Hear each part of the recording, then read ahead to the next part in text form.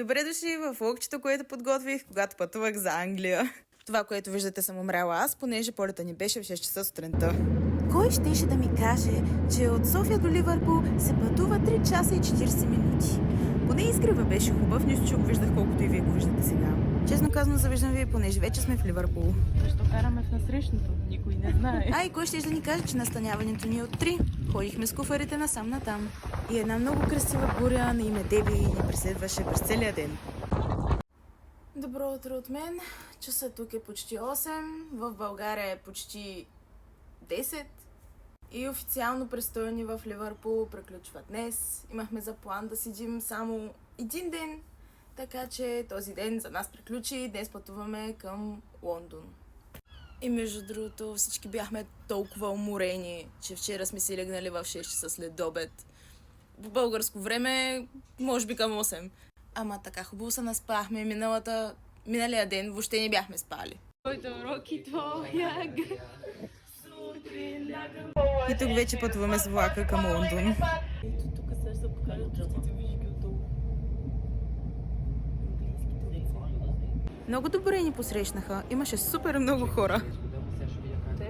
Какво да ви кажа, гледка за милиони. Понеже бяхме уморени от цялото пътуване, просто се разходихме с квартала. И официално сме в ден 3 от нашето приключение. Понеже не знаех какво си взема за закуска, си взех тези бисквити. Бяха хубави. И след закуска идва голямото разхождане. Понеже Sky Garden беше затворено, защото имаше някакво събитие, ни изпратиха на ето това място и сега ще видите табелката, да. И въпреки това не се оплаквам, защото пак беше същата красота. Въпреки, че Деби пак беше с нас. Имах план за скетч още в България и нямаше как да не го изпълня. Направих си скетча и тръгнахме на разходка. Нямате представа как се оплаших от това.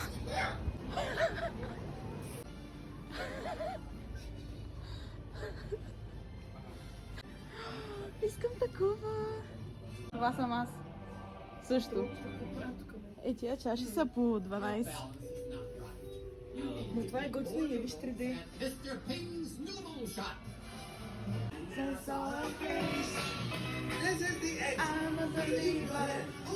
О, там вече no entry. Не мога влизам. Какво е това? 2 паунда. И след като стигнахме до Троянската кула, следва малко излагация.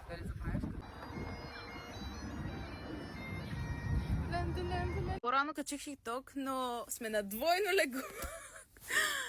Да. И вече сме в Лондон.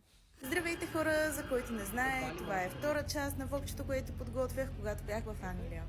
Първата ни задача за този ден беше да посетим The British Museum, защото, защо не, и беше безплатен. А пък и който ме познава, знае, че обожавам такива рисунки.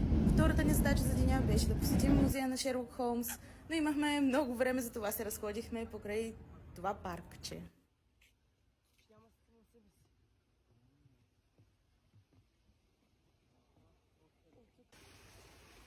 Но не сте като листа за чикане. Имам чувството, че в целия парк само коне не видях. А от катерици имаше изобилие. Между другото имам отделно клипче от музея на Шерлок Холмс. Не се чудете какво пиша, че съм била там. Вярвате или не, първия ми мак н чиз беше в Камден Таун. И добре дошли в ден 5. Съжалявам ли, че отидохме толкова далеч? Не. Съжалявам ли, че дадох сигурно 120 лева с двете посоки? Може би. Но постъпиш ли се на камината? Да.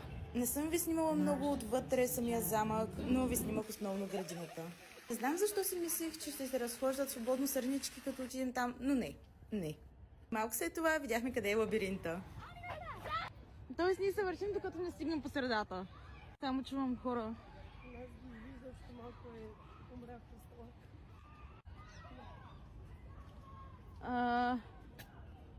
На къде? Напред? Напред и наляво. Наляво? Да. Сигурна ли си? Да. Това ли? Не. И след като каза, ние се отказахме.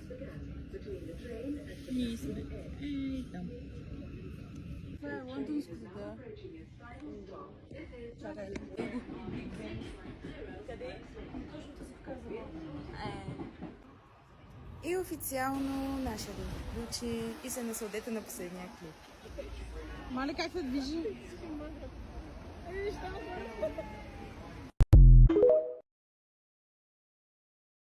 Така, днес сме 18 събота.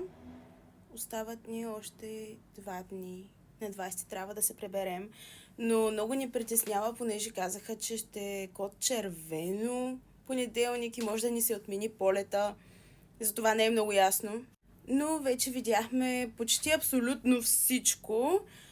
Днес ще видим Бъкингамския дворец, Кенсингтън и общо взето почти всичко видяхме. Смисъл, да, аз качвам историята и снимки и тук ще пускам разни работи. Така да аз най-вероятно като го пусна влогчето, най-вероятно ще е съчетано.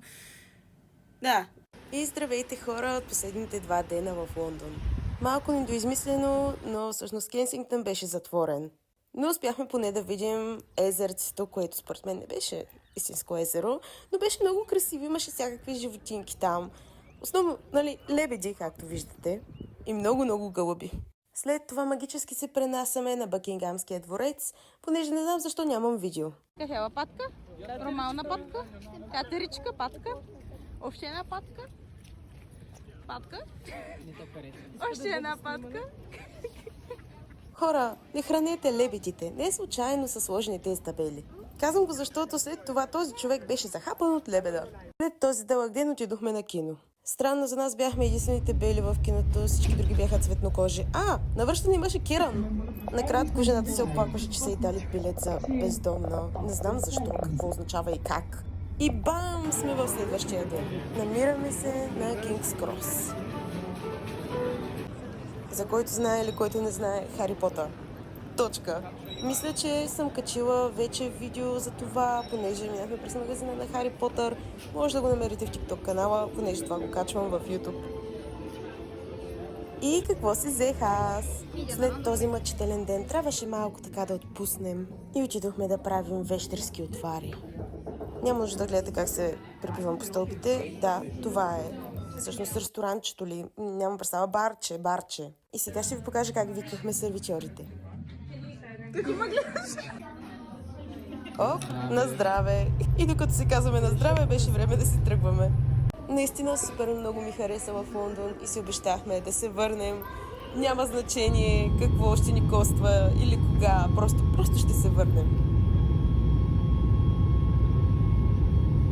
Сега ви пускам малко кадри от самото излитане и след малко ще ви покажа залеза. Колко беше красив, уникален.